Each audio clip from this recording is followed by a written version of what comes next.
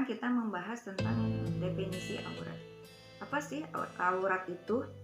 Nah, aurat menurut bahasa artinya malu, aib, dan buruk.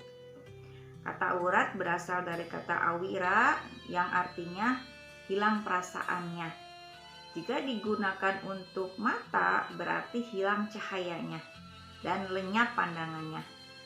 Nah, pada umumnya kata ini memberi arti yang tidak baik dipandang, memalukan dan mengecewakan.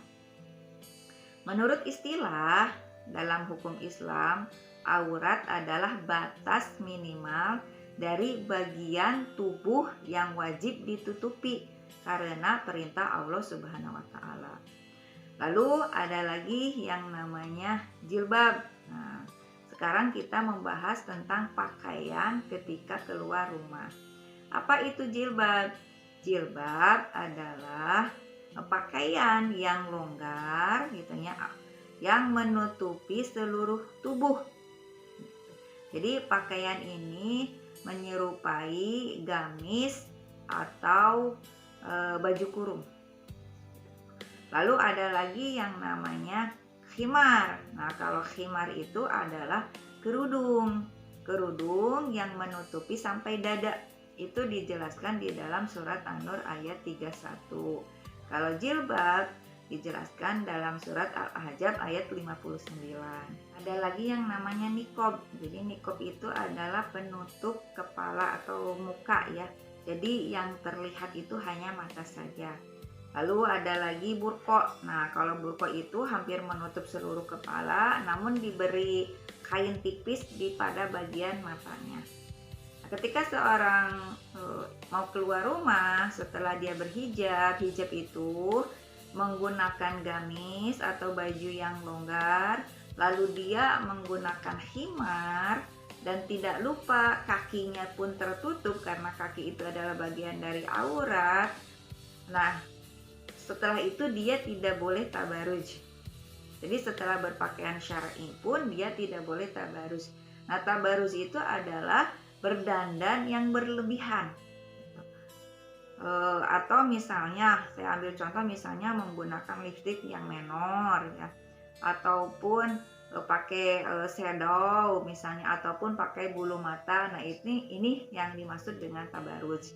Sekarang kita membahas tentang dalil-dalil yang berkaitan dengan berpakaian ketika keluar rumah. Nah, kita kan sudah melihat fenomena banyak wanita muslimah yang keluar tanpa menggunakan busana yang syar'i. Di sini dijelaskan di dalam surat An-Nur ayat 31, dan katakanlah kepada wanita yang beriman, hendaklah mereka menahan pandangannya dan kemaluannya, dan jangan mereka menampakkan perhiasannya kecuali yang biasa nampak pada mereka, dan hendaklah mereka menutup kain kudung ke dadanya. Nah, di sini dikatakan berarti ada perintah janganlah menampakkan perhiasannya. Kalau kita ketahui perhiasan itu ada di mana saja sih? Kita misalnya biasanya wanita itu menggunakan anting, lalu kalung, ada apalagi gengge misalnya ya, ataupun gelang gitu ya. Nah, ini ada menjadi batasan-batasan aurat yang wajib ditutup oleh seorang muslimah. Kecuali yang nampak itu ya seperti cincin atau gelang yang sampai pergelangan tangan. Nah, itu boleh. Jadi tempat-tempat perhiasan inilah yang menjadi batasan-batasan aurat. Nah, yang nampak itu ya kecuali wajah dan telapak tangan. Tentang aurat diperkuat oleh hadis dari Rasulullah SAW kepada Asma bin Abu Bakar. Waktu itu Asma berpakaian tipis gitu ya, menemui Rasulullah. Dan Rasulullah bersabda, "Wahai Asma, sesungguhnya seorang wanita itu jika sudah haid, maksudnya sudah balik, tidak boleh terlihat dari dirinya kecuali ini dan ini." Jadi Rasulullah itu hanya menunjuk kepada muka dan memegang tangannya satu genggaman seperti ini, sehingga aurat dari sini sampai ke sini itu boleh terlihat. Nah, ini kadang banyak yang salah paham ya, Jadi telapak tangan tuh ini katanya yang ini harus ditutup. Nah, ini yang salah kaprah di tengah-tengah masyarakat gitu.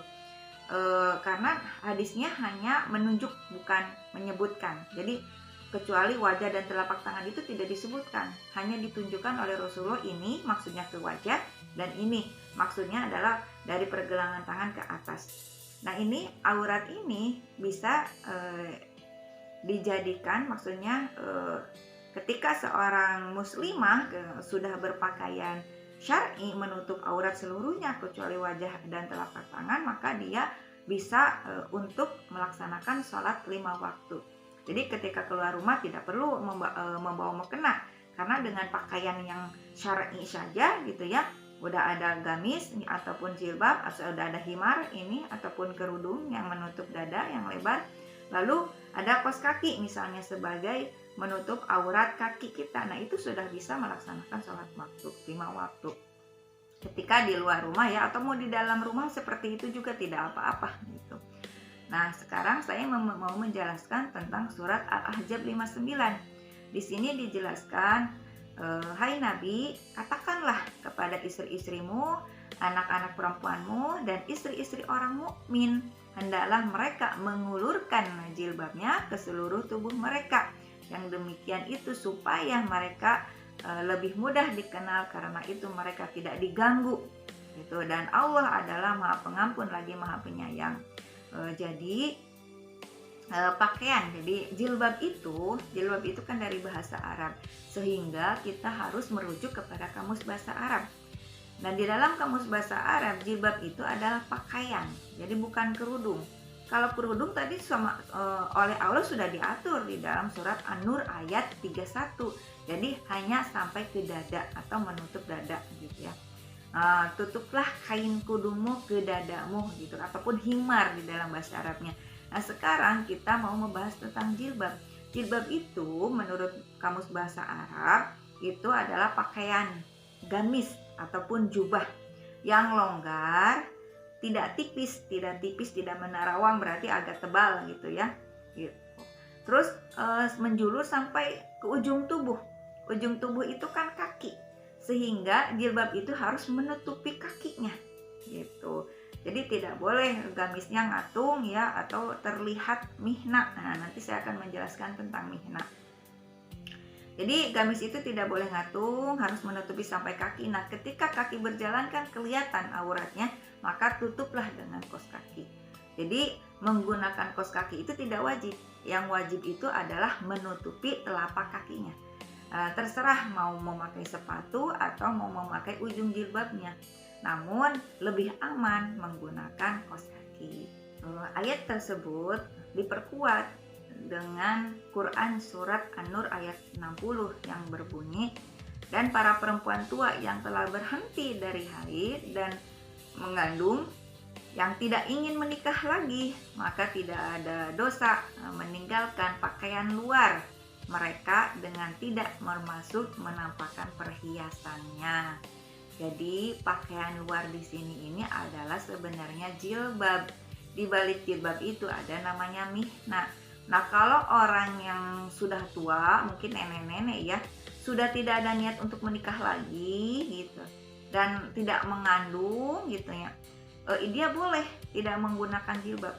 Dia boleh meninggalkan pakaian luarnya. Jadi pakaian luar itu ya tadi yang saya katakan jilbab ataupun gamis.